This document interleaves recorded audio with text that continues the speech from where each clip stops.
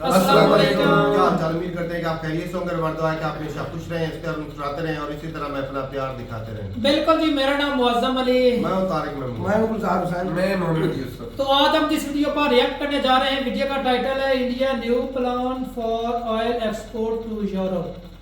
तो देखते हैं भाई वीडियो और अपना रिव्यू कर देंगे। कौन करते हैं 3 2 1 वीडियो स्टार्ट। नमस्कार दोस्तों, स्वागत है आपका हिंदी नॉलेज शो में। तो दोस्तों, ये बात तो आप सभी लोग जानते हैं कि रूस यूक्रेन युद्ध के शुरू होने के तुरंत बाद भारत ने रूस से डिस्काउंट पर यानी कि कम कीमतों पर कच्चा सस्ता तेल खरीदना शुरू किया था। और इस कच्चे तेल का हम करते क्या थे? भारत लाते थे, उसके बाद उसे रिफाइन किया जाता था प्रोसेस के तहत, जिसमें कच्चे तेल से डीजल निकलता है, पेट्रोल निकलता है, वैक्स निकलता है, टार निकलता है, अलग अलग प्रकार के प्रोडक्ट निकलते हैं जैसे कि पॉलीथीन। ये सारी चीज़ें कच्चे तेल से ही निकलती हैं। और ये निकलने के बाद कुछ तो हम अपने इस्तेमाल के लिए रख लेते थे, जो भारत में यूज़ होता है, पेट्रोल डीजल अलग अलग जगह।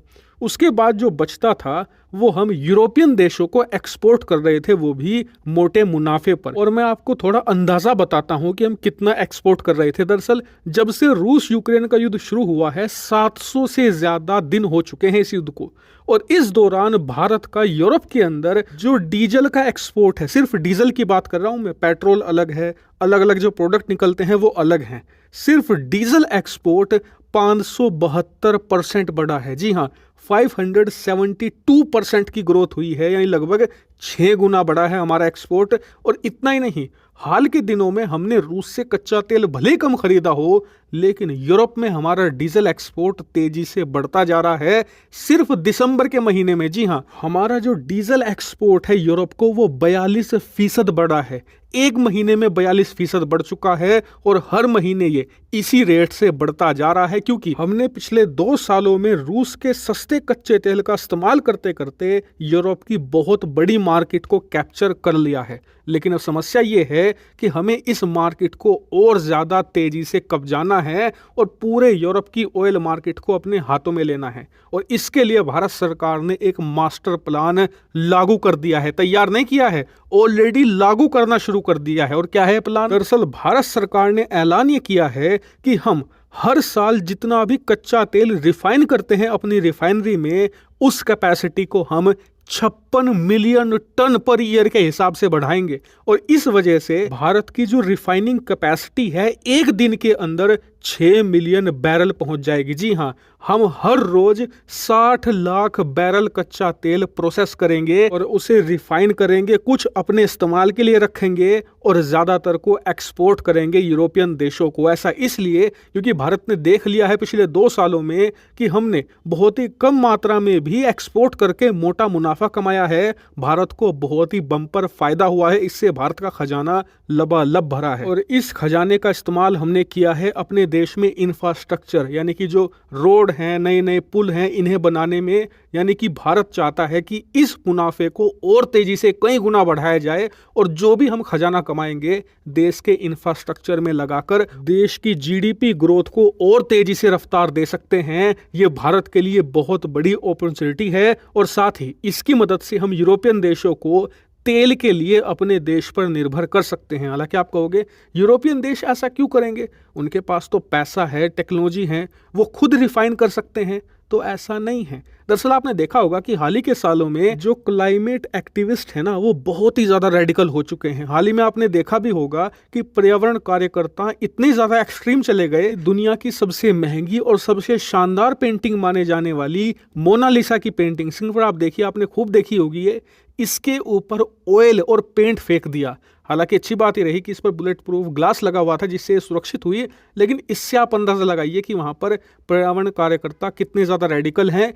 इसी वजह से वहाँ पर रिफाइनरियाँ तेज़ी से बंद हो रही हैं और इसी का फ़ायदा भारत को मिल रहा है, क्योंकि भारत ऑलरेडी दुनिया का 4था सबसे बड़ा ऑयल रिफाइनिंग करने वाला देश है। ऐसे में भारत पूरे यूरोप की ज़रूरतों को बहुत ही आसानी से कैरी कर सकता है और इससे मोटा बम्पर मुनाफा कमा सकता है। और साथ ही इससे भारत में लाखों की संख्या में रोजगार ऑलरेडी पैदा होता है, लाखों की संख्या में और पैदा होगा। हालांकि इस पूरे प्लान पर आपका क्या रिएक्शन है, कमेंट करके बताइएगा। Thank you very much for watching video.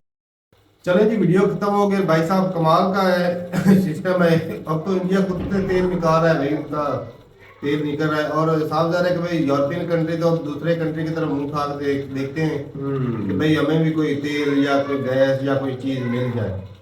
और जिस तरह साफ जा रहा है उसकी सबसे बड़ी वजह रशिया यूक्रेन की वार है और यूरोप का यूक्रेन की तरफ जो झुकाव है और वो रशिया के ऊपर इस झुकाव ने दुनिया को कंगाल करने का झुकाव में सबसे ज्यादा अगर लॉस हुआ है तो वो सबसे ज्यादा लॉस अगर हुआ है तो वो यूरोप का हुआ है। क्योंकि भाई साहब जर्मनी जैसे ताकतवर देश भी रिसेशन में चल रहे हैं जी। साफ जा रहा है कि भाई ठंड होती है वहाँ पर और गैस और तेल और मौसम तो कहता है ये सिर्फ पाकिस्तान में ऐसा हो रहा है, भूखमरी हो रही है, लोगों के हालात खराब है, महंगाई हो रही है। जर्मनी जैसे कंट्री में फिर वो अमेरिका में इस जंग से पहले भी पाकिस्तान के हालात खराब थे। क्यों खराब थे? बिल्कुल खराब चल रहे थे ठीक चलो हालात यार ये लेकिन ये कि जंगों का असर भाई पूरी दुनिया पर गैस की पड़ता है। कीमतें वैसे जा रही थी, उसके बाद जंग आई है, ये भी देख लो। डॉलर का रेट वैसा बढ़ा, देखा नहीं है तुम लोगों ने? तो जंग के बाद ही बढ़ा है। नहीं उससे पहले 150 के करीब था, 300 पे पहुंचा, 200 के करीब था। भाई साहब इमरान खान के दौर के अंदर बहुत बढ़ता गया है, 200 तक गया है, इमरान खान के दौर में गया, लेकिन जंग के बाद ज्यादा बढ़ा है 320 पे। और भाई साफ है कि भाई पाकिस्तान के वैसे भी हालात खराब थे और जिसकी वजह से इन्फ्लेशन वो बढ़ गई है। हमारे वो चाय की पत्ती खरीदने के लिए भी पैसे नहीं थे, डॉलर नहीं थे जी। लेकिन इंडिया के तो वारे न्यारे भाई साहब कच्चा तेल भाई रशिया से दोस्ती वो फायदा उठा रहे हैं, सस्ते में तेल लेके कितने एड में तैयार। और कहीं ना कहीं यूरोपियन कंट्री वो ना घूम घुमा के वो फायदा रशिया को दे ही देते हैं। वो पाकिस्तान वाला ही हिसाब हुआ ना कि डायरेक्ट इंडिया से नहीं कोई चीज लेनी, वो दुबई को फायदा देकर दुबई के रास्ते फिर वो इंडियन चीजें मुसलमान भी लेते हैं उन चीजों को पहले। सही बात।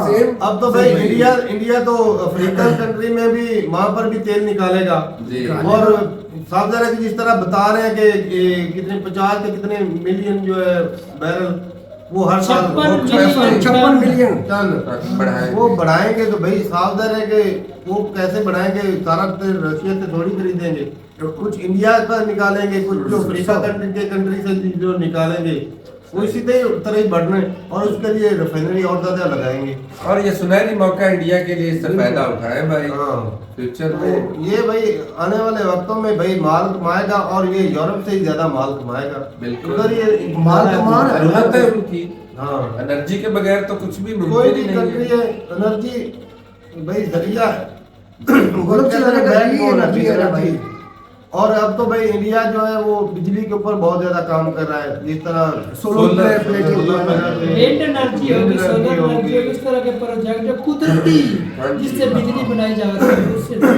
लेकिन भाई साहब ये हाइड्रोजन के जितना ज्यादा रिफाइनरी के ऊपर ये इन पे काम चल रहा है, हाइड्रोजन के ऊपर ग्रीन हाइड्रोजन के ऊपर इतना ज्यादा तेजी से काम नहीं चल रहा है। दिखाते तो वो भी है लेकिन रुझान नहीं है, उस लेवल का काम नहीं चल रहा। तो ठीक है भाई, अपनी राय जरूर बताइएगा कमेंट सेक्शन में। मिलते हैं, तब तक के लिए इजाजत दें। अल्लाह हाफिज़।